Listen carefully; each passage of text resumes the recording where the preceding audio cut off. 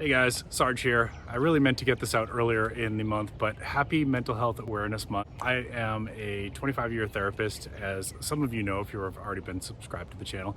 And today I just want to talk a little bit about what it's like when you first make your appointment to go and get a therapy appointment, what to expect. Stay with me now.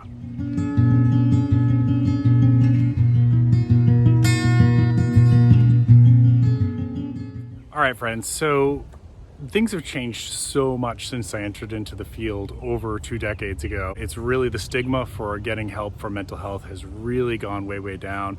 And I want to say a big, first of all, shout out to anyone out there who has gotten mental health services and told a friend about it, because word of mouth is the best way to lower the stigma about going to get services, especially if you've had a positive experience with your therapist. Definitely share that information. That really helps to normalize it.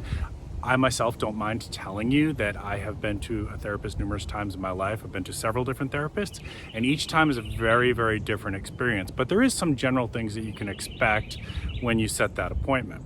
So first of all, I want to say, when you get to the point where you're deciding like, okay, I need to talk to somebody about this, there's a pretty good chance that something is going on in your life that's causing you a lot of stress. Maybe you're getting some depression, maybe you're getting some anxiety, maybe you're going through a big life event like a divorce, loss of job, or you've had some kind of big trauma that's gone on like a fire or an assault or anything like that, right? And so it takes a lot of courage to make that first phone call to say, I would like to make an appointment, right? It takes a lot of nerve. You have to get to a point where you're like, okay, I really got to do something about this. So then what happens is, unfortunately right now, because mental health has become so much more accessible in the last couple 5-6 years, I guess, the waiting list, unfortunately for a lot of people, is also gone way up. So I'm hearing from other providers across the country and friends who are in mental health treatment that there is sometimes as long as a month long, or even sometimes longer, for wait list services. I apologize. We need more people in the field. So if you're thinking about becoming a therapist, please,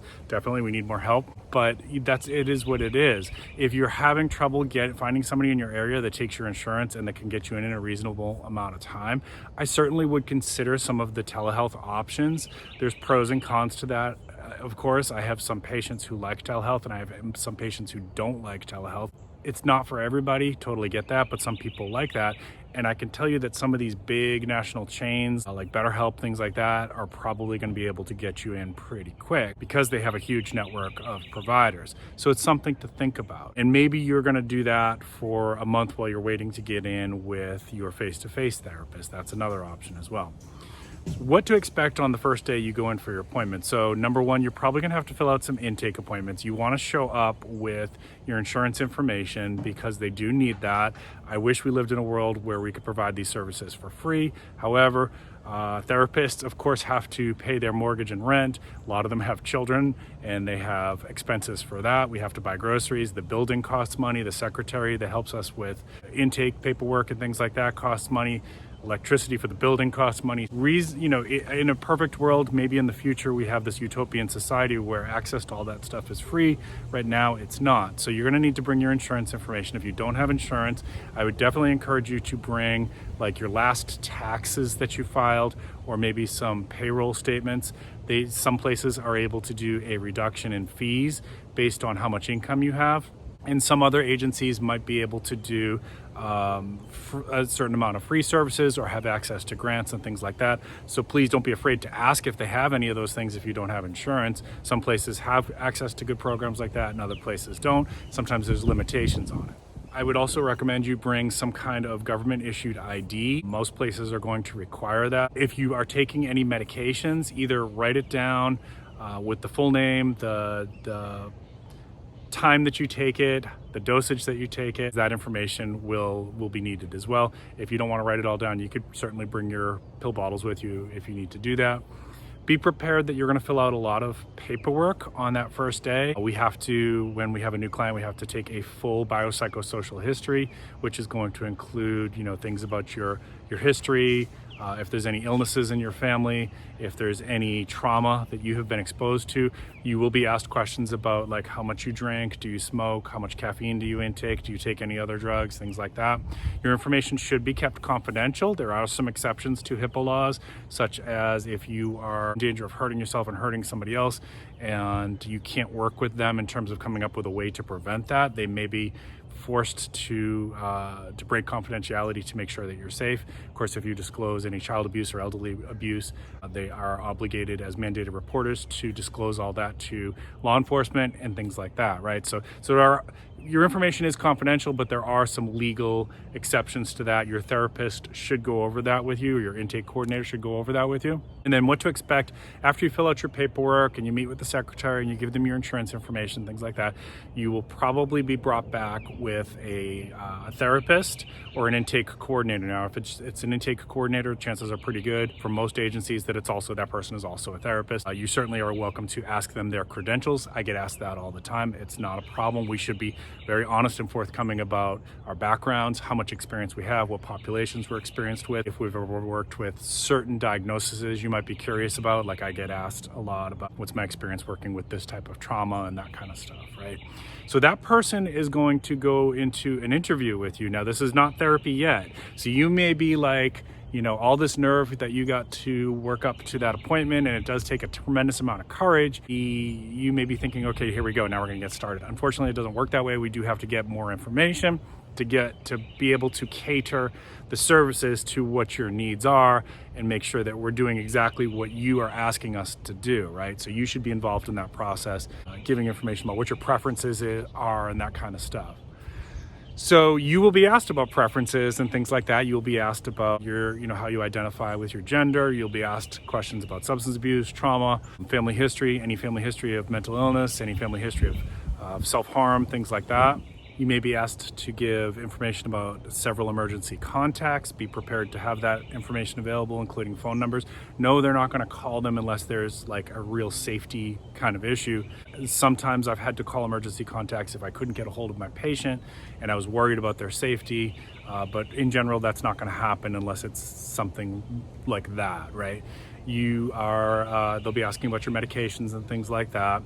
And then depending on the agency or the therapist that you go see, you may be given a couple different ideas about coping skills and what to start on. I do that with all of my patients. They never leave that first appointment with like, okay, I want you to start working on this right now. And it may be something as simple as like, I want you to be mindful of your breathing, or I want you to practice some sensory grounding techniques if you get flashbacks, things like that. It's going to depend on what you're working on. You may be asked to sign a safety contract if you have some risks for self-harm, and I really want to touch on this piece so this is important. If you have those thoughts, it doesn't necessarily mean you have to be in the hospital, so some people are afraid to disclose that. The important thing is that you and the therapist can come up with a plan so that it doesn't come to you acting on those self-harm thoughts, right? So you will be asked about that, and please be honest about that, because if you are not honest with your therapist, it's really going to hinder the process, and they're not going to be able to be as helpful to you as they could. That brings me to the next point, which is, yes, you're going to be asked a lot of personal questions, and some of the stuff that you might want to talk about may be a little bit embarrassing, right? So I've had people come to me and talk about like sex addictions and pornography addictions and all the kinds of things like that. So again, we go back to the confidentiality piece. They're not going to go on the internet and tell everybody like, Sarge has this problem, right? It just doesn't work like that. And we as therapists have heard everything. Trust me, I have heard everything. So you're not going to say anything that's going to make me feel or your therapist feel uncomfortable. You just, the more honest you can be about what's going on for you and what you're struggling with, the more help they're going to be able to give you. Somewhere in this process, they should have explained confidentiality and HIPAA laws and things like that to you. They should have obtained your consent to proceed, and they should explain to you what diagnosis they think you might have. Now that is probably subject to change as as your process in therapy continues.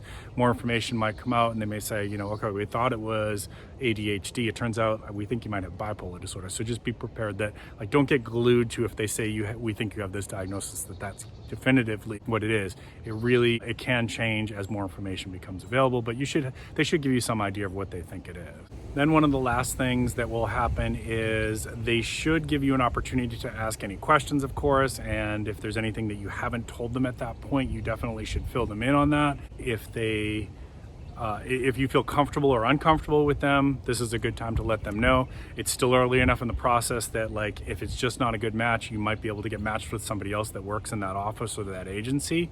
Sometimes people need a male therapist, sometimes people need a female therapist, sometimes people want an older, more experienced therapist, sometimes people want a younger, newer therapist. It's okay. Speak up, ask for what you need, and if they can accommodate it, they should try to accommodate it. But they should be asking you, do you feel comfortable talking to me too? I always ask that of my patients. So one of the last things that will happen is they should set up a follow-up appointment with you and explain to you what the next step is, which in most cases is going to be developing some treatment goals. Now, you need to be involved with this treatment goal process. Your therapist doesn't get to decide what you're working on. You get to decide what you're working on, right? So this is really be a vocal advocate for yourself and tell them what you need. What's the worst thing about what you're struggling with, right? What do you need help with first, right? And it's okay to say, hey, I've also got this other issue that I know I'm gonna have to work on, but I wanna put that on the back burner right now. We defer goals all the time. Sometimes I have somebody that comes to me and maybe they smoke a little bit of cannabis and it's helping them to cope, and they're like, I'm not ready to give that up. Maybe down the road, if I'm feeling better, I can cut back, or I will be willing to cut that back down the road, right? So just talk about that stuff, disclose it, and the therapist should work with you based on your preferences and what you want to work on, okay? All right, if you have any questions about this intake process or anything like that, go ahead and drop them down below. Please remember that I can't answer specific questions and I can't provide treatment through YouTube, so don't get too personal. I'm not going to be able to respond to those questions anyways, and I really want you to protect more importantly, I want you to protect your privacy. So don't get personal about that kind of stuff. If you have general questions about intake, things like that, drop them down below. I hope you're having a great mental health awareness month. If you're watching this and you're thinking about therapy, please do it. It definitely is so worthwhile to invest in yourself. And yes, I know it costs time and money, but every time I've gotten myself to therapy, I have grown from it. I've gained something from it.